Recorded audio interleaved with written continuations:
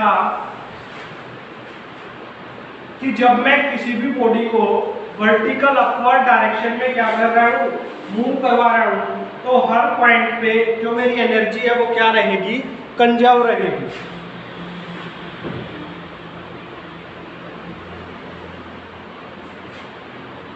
तो अब जो लास्ट टाइम आर्टिकल था, लास्ट टाइम के आर्टिकल में तो क्या था कि जो एनर्जी है, अगर कोई भी बॉडी टॉप से बॉटम आ रही है तो हर एक पॉइंट पे एनर्जी क्या रहती है, मैकेनिकल एनर्जी हमारी कंजर्व रहती है। बट इस केस में हमें क्या करना है, ये है मेरे पास ग्राउंड,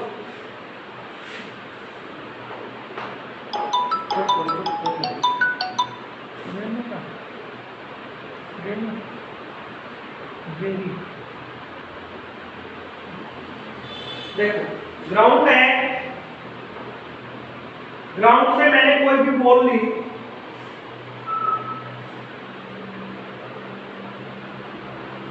और इस बॉल को किसी h हाइट पे क्या कर दिया मैंने, वर्टिकल अपवर्ड डायरेक्शन में थ्रो किया। ग्राउंड से मैंने बॉल ली, बॉल को मैंने अपवर्ड डायरेक्शन में क्या कर दिया, थ्रो कर दिया। Initially ball will be at point A and finally the ball reaches at point C. हमारे पास कोई ना कोई मोमेंट ऐसा भी रहा होगा जिस मोमेंट के ऊपर वो बॉल किस पॉइंट पे है, at point B, B point पे वो बॉल स्टेबल स्टेट में। तो मैंने माना उस बॉल ने ग्राउंड से लेके सी पॉइंट तक कितना डिस्टेंस कवर किया, वो एच हाइट पे गया। ए से बी की जो डिस्टेंस मैंने एज्यूम की है वो हम एज्यूम कर देते हैं कि जब पार्टिकल या बॉल ए पॉइंट से बी पॉइंट पे गया तो उसने एक्स डिस्टेंस क्या किया, कवर किया। तो मेरे पास बीसी डिस्टेंस कितना बच गया है, एच माइनस एक्स। अब शो क्या करना है मेरे को कि ए पॉइंट पे भी मैकेनिकल एनर्जी वही रहेगी जो पॉइंट बी पे है, और सी पॉइंट पे भी मैकेनिकल एनर्जी वही रहेगी जो पॉइंट ए पे है। चाहे हम बॉल को वर्टिकल अपवर्ड फेंके, चाहे वर्टिकल डाउनवर्ड फेंके, हर एक पॉइंट पे जो बॉल है उसकी मैकेनिकल एनर्जी क्या रहेगी, सेम रहेगी।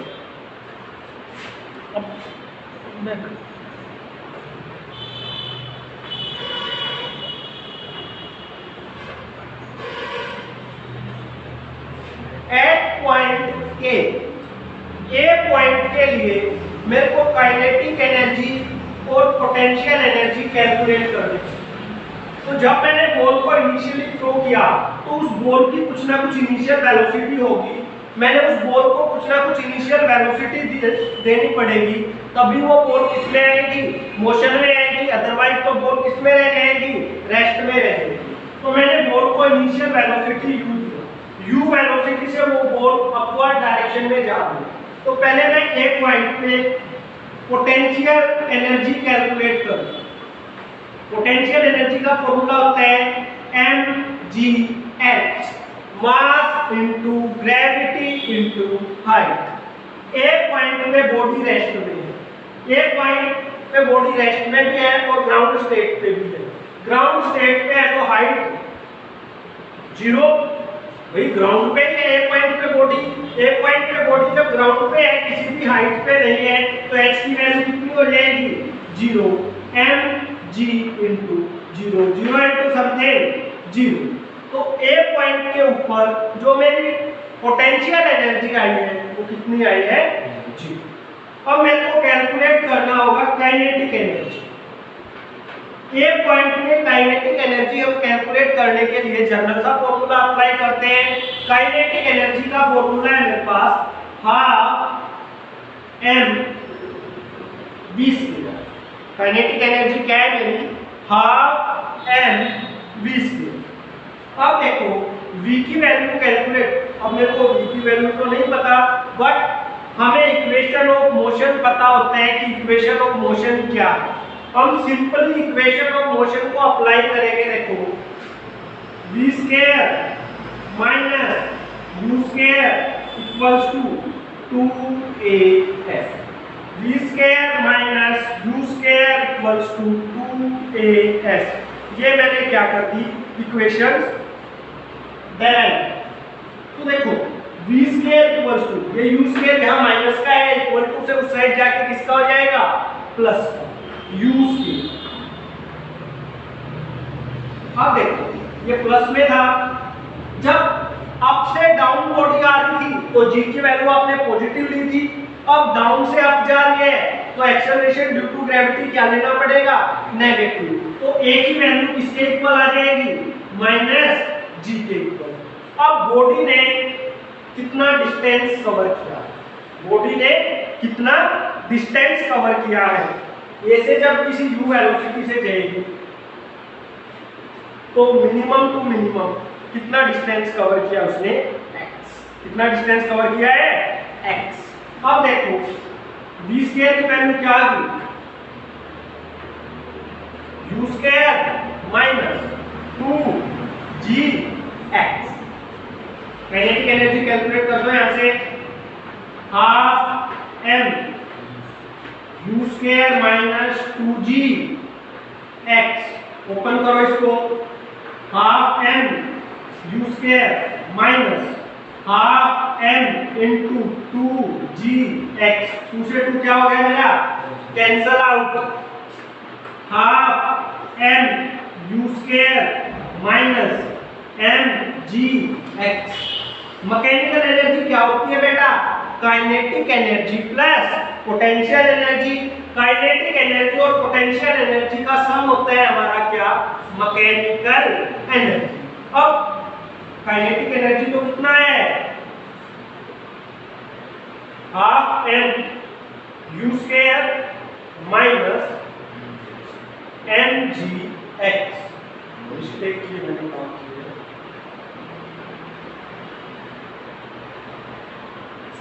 देखो हमने यहाँ मिस्टेक कर दी, ये पॉइंट बी के लिए मैंने सारा काम कर दिया, बी के लिए कैलकुलेट किया,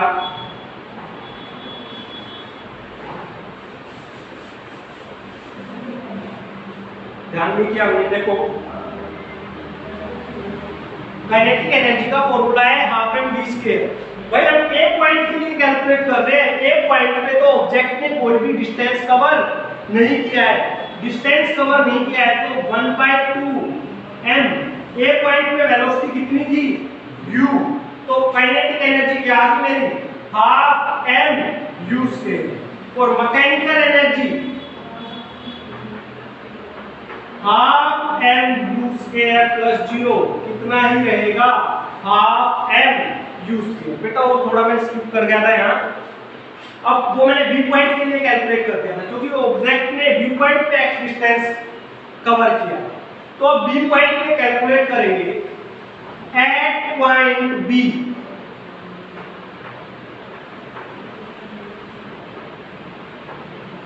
बी पॉइंट के लिए मैं काइनेटिक एनर्जी और पोटेंशियल एनर्जी कैसे कैलकुलेट करूंगा वो ध्यान दो। पोटेंशियल एनर्जी mgh फॉर्मूला होता है बी पॉइंट पे जाते जाते ऑब्जेक्ट ने कितना डिस्टेंस कवर किया है x, तो potential energy is equal to mgx। Kinetic energy half m v square, but B point पे मेरे को वेलोसिटी की वैल्यू पता नहीं है कि at point B what will be the velocity of the object, कि बी पॉइंट पे ऑब्जेक्ट की वेलोसिटी क्या है वो हमें डाउटफुल सिचुएशन में है। तो मैं इक्वेशन ऑफ मोशन अप्लाई करूंगा, v square minus u square equals to 2as, v square minus u square equals to 2as। तो v स्क्वायर की वैल्यू क्या आ गई u स्क्वायर प्लस 2as। और b पॉइंट पे एक्सेलरेशन की वैल्यू किसके इक्वल होगी माइनस g के इक्वल होगी, क्योंकि जब हम डाउन से अपवर्ड जा रहे हैं, डाउन से upward acceleration due to gravity negative. और नेक्स्ट लास्ट केस में हमने अप से डाउन किया था, उस केस में a की वैल्यू किसके इक्वल आई थी प्लस g। देखो v square equals to u square, एक ही जगह माइनस जी पुटअप किया, कितना डिस्टेंस कवर किया x, तो v स्क्वायर की वैल्यू क्या आ गई u square minus 2gx। Kinetic energy half m v square minus 2gx, multiply करो, half m v square minus 2gx into half m। Half से आप क्या हो गया कैंसिल। मैकेनिकल एनर्जी क्या होती है kinetic plus potential, half m u square minus mgx plus mgx। एक mgx प्लस का था, एक mgx माइनस का है, दोनों क्या हो जाएंगे कैंसल आउट। तो मैकेनिकल एनर्जी क्या है मेरे बी पॉइंट पे, हाफ m u स्क्वायर। जो मेरी बी पॉइंट पे मैकेनिकल एनर्जी आई है, बी पॉइंट पे मैकेनिकल एनर्जी आई है मेरी 1/2 mu स्क्वायर। अब मेरे को कैलकुलेट करनी है mechanical energy at point C. C point के लिए कैलकुलेट करो,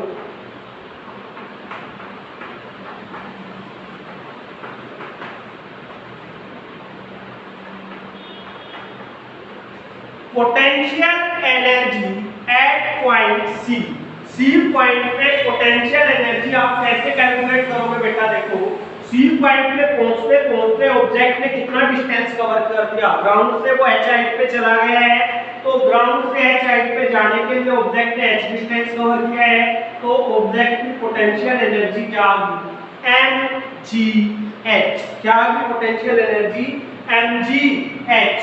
काइनेटिक एनर्जी कैलकुलेट करने का वही फॉर्मूला है, half m v square. v की वैल्यू आपको भी नहीं पता, सी पॉइंट पे क्या जाते जाते क्या है v square minus u square is equal to 2 into a into s।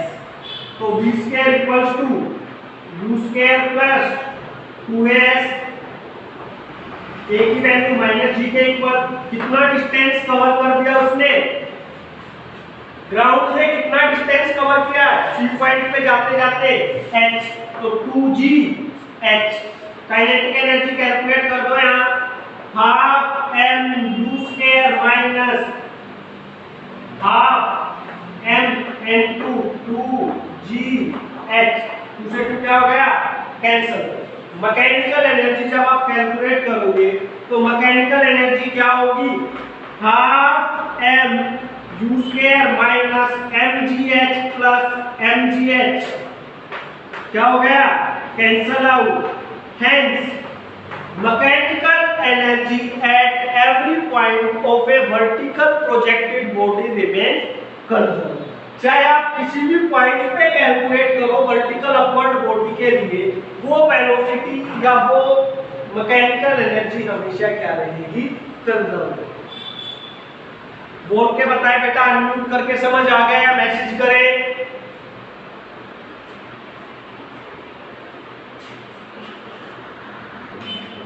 और नॉन कंजर्वेटिव फोर्सेस क्या होती है हमारे पास,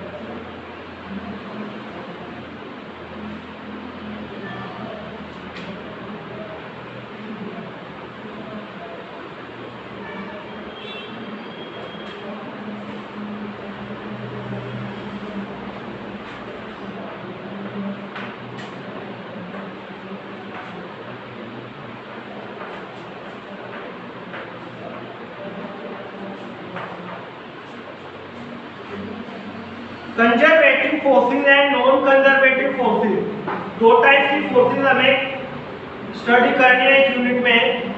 तो बेटा सबसे पहले डिस्कस करेंगे हम व्हाट आर कंजर्वेटिव फोर्सेस, कि कंजर्वेटिव फोर्सेस आपके पास कौन सी फोर्सेस होती है। देखो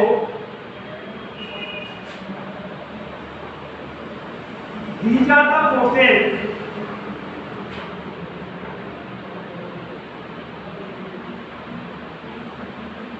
which depend upon initial and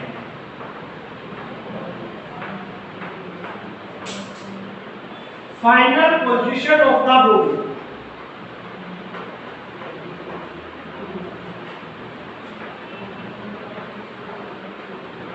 not on the nature of path form।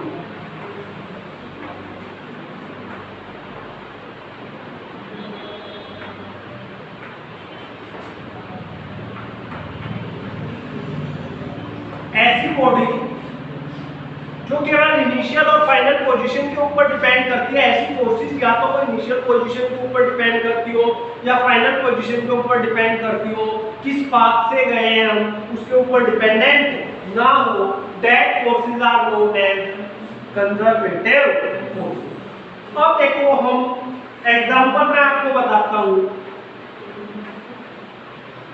Gravitational forces.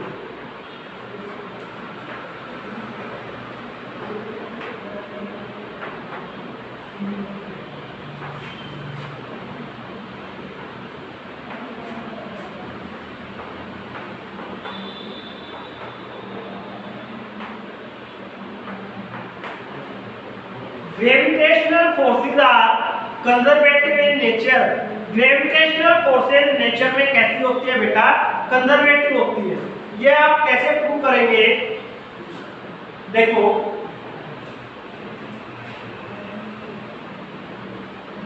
ध्यान देना सब।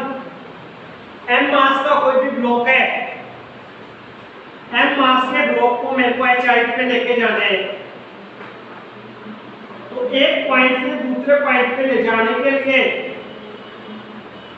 इस बॉडी का वेट कहां से फ्लो है, डाउनवर्ड, कितनी हाइट पे लेके जाना है, h हाइट पे। तो work done by the forces, इसके लिए वर्क डन क्या होगा, mg h, work is the form of energy, या हम सिंपली कह सकते हैं वेट एक टाइप की फोर्सेस है, एक टाइप की फोर्स ही है वेट। फोर्स इनटू कितना डिस्प्लेसमेंट किया है, h, फोर्स इनटू डिस्प्लेसमेंट में क्या होता है मेरे पास, वर्क डन होता है। तो एक पॉइंट से दूसरे पॉइंट पे ले जाने के लिए मेरे को कितना वर्क डन करना पड़ा, mgh। अब सेम टाइप का कोई भी ब्लॉक है,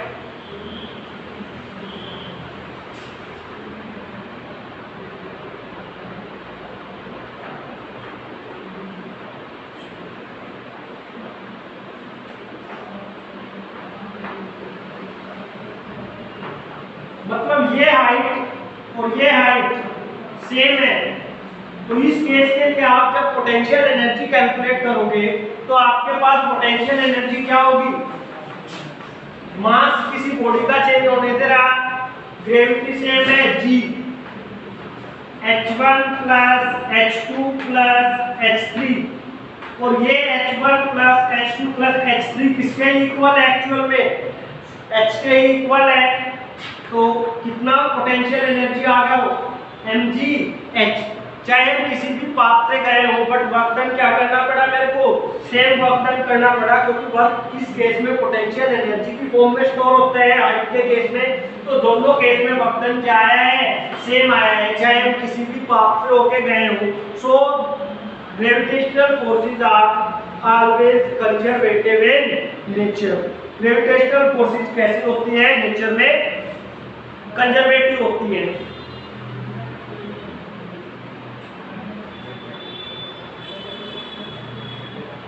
अब देखो इन कंजर्वेटिव फोर्सेस की तीन प्रॉपर्टीज है। जो कंजर्वेटिव फोर्सेस है वो कौन कौन सी प्रॉपर्टीज शो करते हैं, what are the properties of conservative forces. देखो दो तो आपको मैं डेफिनेशन में ही बता के आ चुका हूँ। थर्ड प्रॉपर्टी इंपॉर्टेंट है, कई बार पूछ ली जाती है। देखो सबसे पहली प्रॉपर्टी तो मैं वैसे जनरल में डिस्क्राइब कर रहा हूँ आपको। They do not depend upon nature of path follow. Definition में भी आ गई है प्रॉपर्टी तो कि जो कंजर्वेटिव फोर्सेस है वो पाथ के ऊपर डिपेंड नहीं करती कि कैसा पाथ उसने क्या किया है, फॉलो किया है बेटा। अब सेकंड है these forces depend upon initial and final position of the body। ये बॉडी की इनिशियल और फाइनल पोजीशन के ऊपर क्या होती है, डिपेंडेंट होती है। सेकंड भी हम डेफिनेशन में कवर करके आ चुके हैं। थर्ड जो है प्रॉपर्टी वो क्या है, अगर कोई भी बॉडी क्लोज पाथ बनाती है, जानते चले थे अगर हम वहीं वापस आ गए तो work done in moving against a body in A close path is zero. तो उस केस में जो मेरा वर्क होगा वो क्या होगा, जीरो। इसका मतलब क्या है, अगर कंजर्वेटिव फोर्सेस में कहीं भी क्लोज पाथ आ जाते हैं तो उस केस में वर्क डन हमेशा क्या होगा, जीरो।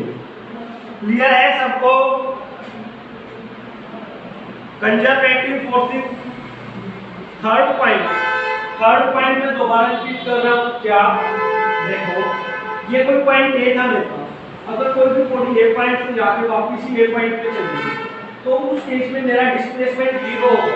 डिस्प्लेसमेंट जीरो होने के कारण वर्क डन भी क्या हो गया, zero. Work in the form of energy. तो कंजर्वेटिव फोर्सेस के केस में अगर कोई भी क्लोज पाथ बनता है तो वहां हमेशा वर्क डन जीरो होना चाहिए। ऑब्जेक्टिव टाइप क्वेश्चन आता है, work done along A close path in conservative forces is zero. और बताएं बेटा कोई प्रॉब्लम हो तो,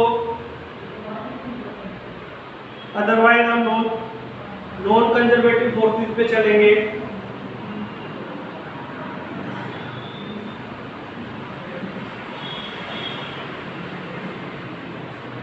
देखो हेलो, अभी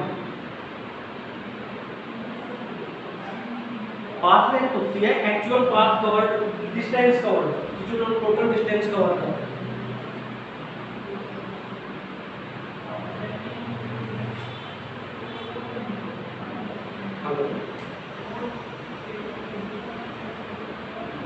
डिस्टेंस को ही पाथ लेंथ बोलते हैं, जितना भी डिस्टेंस कवर करते हैं।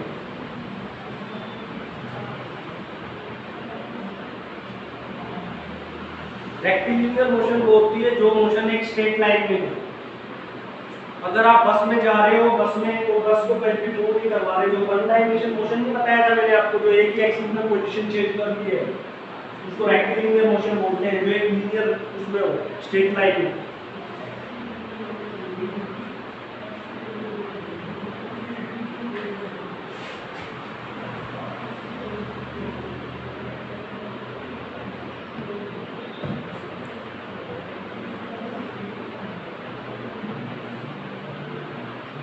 और बताएं बेटा,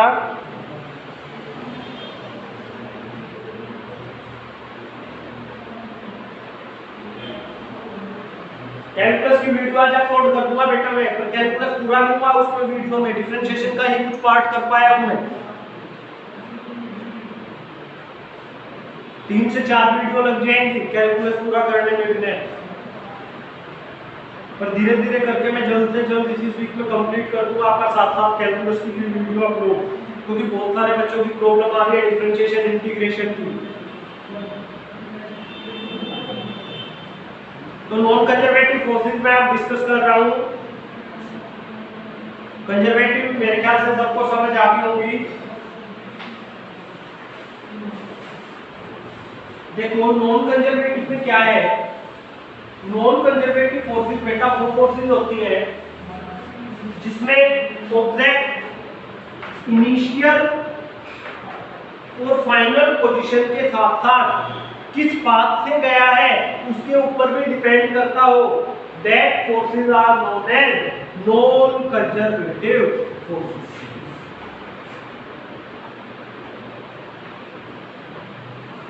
These are the forces which depends upon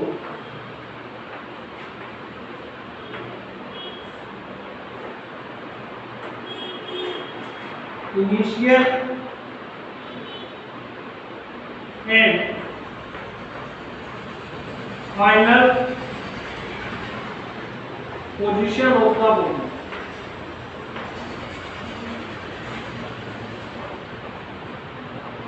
As well as nature of path flow.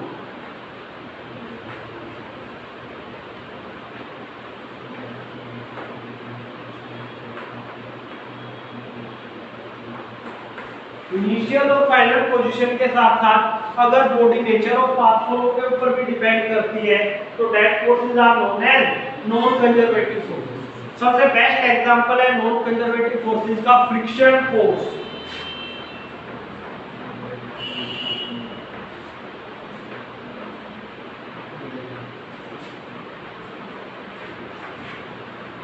क्योंकि देखो कोई भी ब्लॉक लो आप या संदूक सब के अगर है ट्रंक, एक तो उसको स्मूथ सरफेस पे स्लाइड करो, एक उसी को रफ सरफेस पे गड्ढे वाले सरफेस पे स्लाइड करके देखो, तो गड्ढे वाले सरफेस पे आगे ले जाने के लिए ज्यादा फोर्सेस की रिक्वायरमेंट पड़ेगी और स्मूथ सरफेस पे इजीली स्लाइड डाउन हो जाएगा।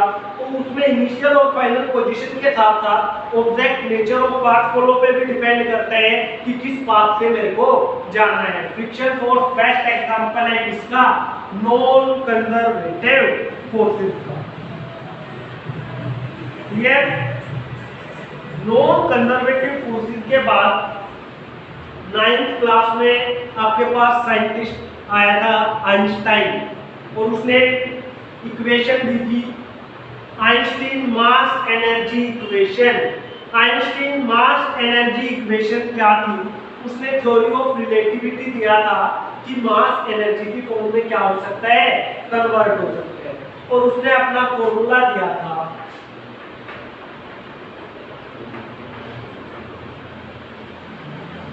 E = mc scale. उसने क्या कहा था? मास can be converted into energy and energy can be converted into mass. उसी को बेसिस लेके उसने अपना फॉर्मूला बता दिया था E = mc स्केल। अब है c क्या है? Speed of light. Speed of light की वैल्यू न्यूमेरिकल में फिक्स रहेगी आपकी 3 × 10⁸ मीटर पर सेकेंड। m है mass of the body that will be appear in the form of energy. E क्या है? एनर्जी।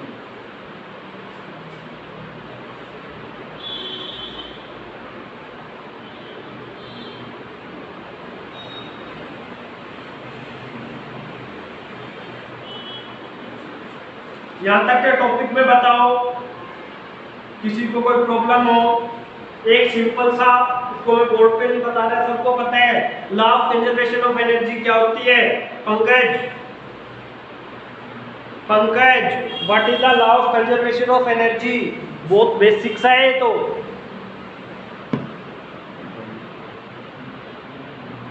बेटा म्यूट करके बोलो पंकज क्या है?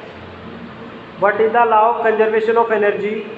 Law of conservation of energy क्या होता है?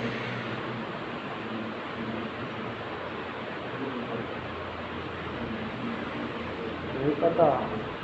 अंजलि बताओ बेटा, law of conservation of energy क्या होता है?